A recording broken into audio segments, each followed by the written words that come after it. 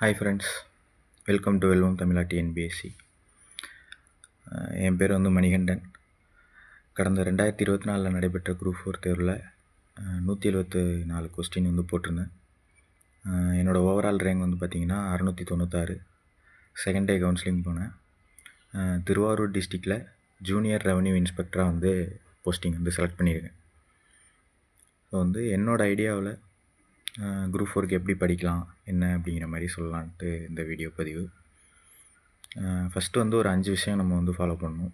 First school book, syllabus wise school புக்கில் எங்கே இருக்கோ அதை தேடி நல்லா படிக்கணும்.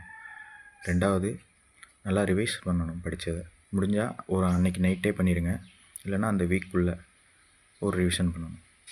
மூணாவது விஷயம், டெஸ்ட்டு ப்ராக்டிஸ் கண்டிப்பாக இருக்கணும். எல்லாமே படிச்சுட்டு ரிவைஸ் பண்ணிட்டு கரெக்டாக டெஸ்ட் எழுதணும்.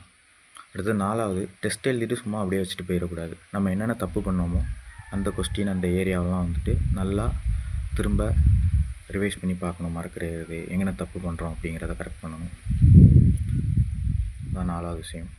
அடுத்து அஞ்சாவது, நம்ம போய் அங்கே எக்ஸிக்யூட் பண்ணுறதுல தான் இருக்குது கரெக்டாக எக்ஸாம் அன்னைக்கு.